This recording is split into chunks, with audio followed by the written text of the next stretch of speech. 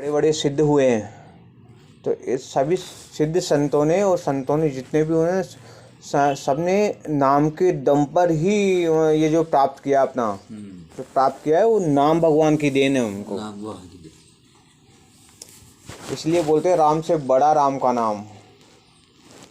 नाम को वो नाम भगवान बोलते हैं, तो नाम भगवान ही बोलते हैं।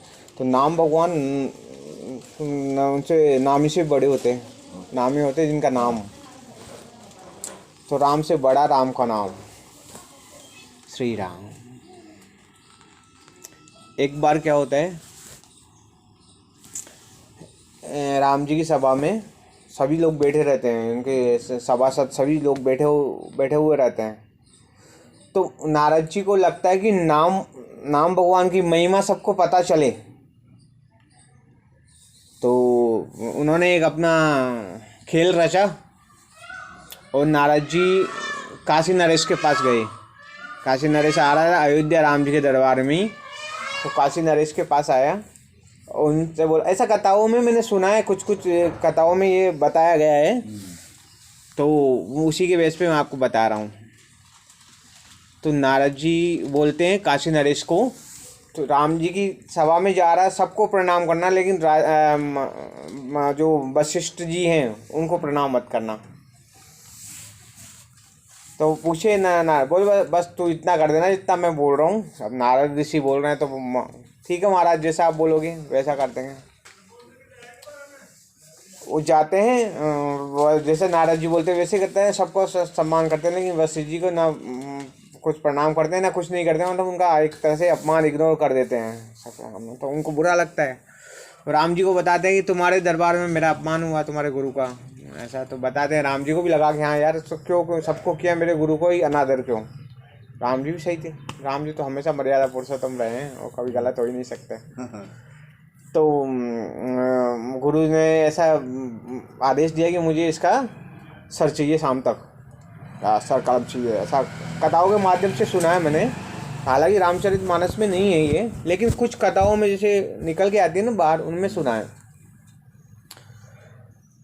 तो क्या होता है कि काशी नरेश को जैसे ही पता चलता है, राम जी गुरु के बोलने पर राम जी प्रतिज्ञा कर लेते हैं कि मैं शाम तक आपको इसका कटा हुआ मस्तक आपको दे दूंगा, आपके चरणों में अर्पण कर दूंगा, मेरे गुरु को अपमान किया है।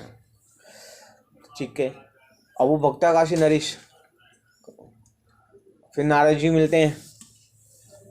तो काशी नरेश बोलता है, महाराज कहाँ फंसा दिए मेरे को, आप तो मेरे को बोले वैसा मैंने किया और आप कहाँ फंसा दिए मेरे को। बोलते नारद जी को तो सब मालूम था। बोलते एक काम कर, अब तेरे को अपनी जान बचाना है तो यहाँ से तू जा, एक गुफा में अंजनी माता तपस्या कर रही हैं, वहाँ जा, उनकी शरण में चला जा। उनकी शरण में चला जा, उनकी शरण में जाके अपने जीवन प्राण रक्षा का वचन मांग ले उनसे, तो तेरी जान बच सकती है। अब वो क्या करता है, जान पे आई हुई थी, जैसा कहा उन्होंने वैसा किया। अंजनी माता के गुफा में जाते हैं और गुफा में जाके माता के चरणों में गिर जाते हैं। बोलते हैं कि मेरी जान को खतरा है, किसी ने मुझे आज मारने का प्रण किया है, मैं आपकी शरण में आया हूँ, फिर प्राण रक्षा कीजिए, अभय दान दीजिए मुझे। तो माता उनको वचन दे देती है कि तू मेरी शरण में आ गया, तेरी जान कोई नहीं लेगा। हनुमान जी उस टाइम माता की सेवा में आए हुए थे, राम जी से छुट्टी लेके। हनुमान जी को बुलाती है अंजनी माता और हनुमान जी को बोलती है कि मैंने इनकी प्राण रक्षा का वचन दिया है, अब मेरी वचन की लाज रखना पुत्र, तेरा धर्म है, क्योंकि मैं तेरी माँ हूँ। हनुमान जी वचन दे देते हैं, माँ आपने जो वचन दिया है उसकी लाज रखूँगा, इनके प्राणों की रक्षा मैं करूँगा।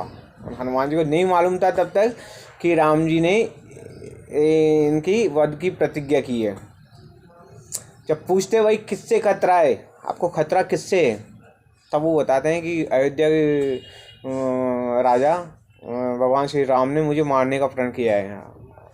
हनुमान जी सर पकड़ लेते हैं, वो बोलते उन्होंने प्रतिज्ञा की है तो मैं कैसे बचाऊँ। वही दिन माँ की प्रतिज्ञा में बंध गए, वो धर्म संकट में फंस गए हनुमान जी। बोलते मैं तो उनसे युद्ध नहीं कर सकता, मैं स्वामी है, लेकिन इधर माँ को वचन दे दिया था, तो हनुमान जी धर्म संकट में फंस गए। तो बोलते हैं बस एक ही उपाय है तेरी जान बचने का। बोलते क्या? बोलते चल मेरे साथ गंगा नदी, किसी पवित्र नदी के तट पे लेके गए उनको। बोलते यहाँ गंगा जी में कमर तक चला जा और राम नाम का उच्चारण कर,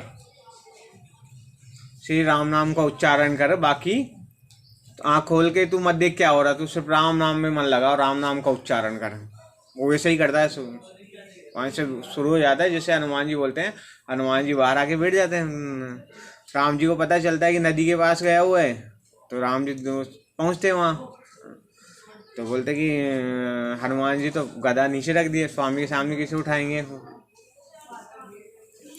तो फिर राम जी बाण चलाते हैं उसको मारने के लिए, तो वो बाण उसको लगता नहीं, वो बाण जाता है और कोई सुरक्षा घेरा बना रहता है वहाँ। राम नाम का सुरक्षा घेरा था वो, तो घेरा, क्योंकि वो निरंतर राम का नाम ले रहा था, तो वो राम नाम का घेरा था। तो वो जो भी राम जी बाण चलाते वो बाण उस घेरे से टकरा के टूट जाते। राम जी भी थक गए, बोलते क्या। तब गुरु को भी एहसास हुआ, कि यार मैं गलत कर रहा हूँ। श्री राम। मैं वाली तो जिमी भी नहीं है, श्री राम। लाल वाली है जिमी। श्री राम। मैं वाली पेप्सी जिमी। फिर हनुमान जी बोलते हैं, जब राम जी को लगा कि कुछ प्रभाव नहीं हो रहा था, हनुमान जी बोलते हैं उनको और राजा को, काशी नरेश को बोलते, वशिष्ठ गुरुदेव हैं, उनके चरणों में जाके माफ़ी मांग ले बीजा। भागता है, चरणों में गिर जाता है। गुरु हैं, गुरु तो दया की मूर्ति होते हैं। हाँ। तो माफ़ किया, राम जी से अपनी प्रतिज्ञा वापस ले ली कि राम मैं तुम्हें मुक्त करता हूँ, इस बंधन से मुक्त करता हूँ, इस प्रतिज्ञा से मुक्त करता हूँ, अब जान लेने की आवश्यकता नहीं है। और उसका जान रक्षा हो जाती है। बस हनुमान जी का भी उधर हो गया, उधर राम जी की प्रतिज्ञा बच गई, क्योंकि उन्होंने गुरु ने वापस ले लिया।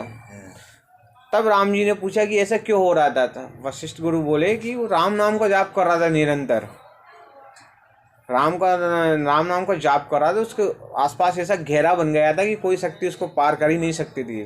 तब से राम जी ने बोला राम से बड़ा राम का नाम। तब से ही तो ये बोला जाता है राम से बड़ा राम का नाम। नाम भगवान की ये महिमा है कि जितने भी संत हुए हैं सबने नाम के बूते पर ही भगवत प्राप्ति की है। भगवत प्राप्ति अगर होती है तो नाम, कलयुग केवल नाम आधारा, कलयुग में सिर्फ नाम को आधार बताया गया है। तो इंसान अगर हम सब लोग नाम का जाप करते हैं निरंतर, तो जीवन की रियल प्रोग्रेस है। नहीं भाई साहब, अपन तो सांसारिक उसमें ऐसे फंसे रहते हैं कि कुछ उसको ध्यान ही नहीं जाता अपना है। बल्कि जीवन का असली उद्देश्य तो वही है ना, भगवत प्राप्ति होना ही चाहिए। बाकी सांसारिक प्रोग्रेस तो यहीं की यहीं धरी की धरी रह जाएगी, वो कोई साथ नहीं ले जा पाएगा। नहीं। वो बड़े पुण्य उदय हुए हैं तब मनुष्य जीवन प्राप्त होता है अपने को। मनुष्य जीवन ऐसे ही थोड़ी प्राप्त हो गया। इतने हजारों जीव जंतु हैं पृथ्वी पे, हम देखते हैं इतने सारे जीव जंतु हैं, वो भी किसी न किसी योनि में वो उग रहे हैं अपना, लेकिन अपने को मनुष्य जीवन प्राप्त हुआ है। तो इसका मतलब है कि हमने पिछले जन्म में कुछ अच्छे कर्म किए थे, अच्छे कर्मों के फलस्वरूप अपने को ये मनुष्य जीवन प्राप्त हुआ है। और इस मनुष्य जीवन को अगर अपना उद्देश्य भगवत प्राप्ति मान के अगर इस ओर बढ़ते हैं अपन, तो वो असली प्रोग्रेस है। और बाकी सांसारिक प्रोग्रेस जो बात कर रहे हैं कि ये मकान बनाना, ज़मीन खरीदना या गाड़ी खरीदना, ये सांसारिक प्रोग्रेस है, ये प्रोग्रेस नहीं है। ये मायाजाल में लिपट गए हैं, ये समझिए। जिसके पास जितना ज़्यादा पैसा है वो उतना ज़्यादा माया में फंसा हुआ है। भगवान ही कहते हैं कि मायाजाल से बाहर आओ, मायाजाल से बाहर दूंगा। बिल्कुल सही बोल रहे हैं। मायाजाल से बाहर वही आ सकता है जो भगवान की शरण में जा रहा है, क्योंकि भगवान की माया है, माया भी भगवान की है। भगवान कहते मेरा नाम लो, मेरे नाम की रटन करो, इस संसार सागर से पार कर दूंगा। हाँ, ये मोह माया जाल है, इससे पार करूंगा मैं। हाँ, बोल दिया मैंने बस। हाँ, तो ये मोह माया ही है, मोह माया है ये। तो मोह माया के अंदर फंसे हुए हैं। जिसके पास जितना ज्यादा पैसा है, सिंपल सी बात है, वो जितना ज्यादा माया में फंसा हुआ है। बस जब कलयुग आता है ना, देवते लिप्त हो जाते हैं, कलयुग में नहीं आते।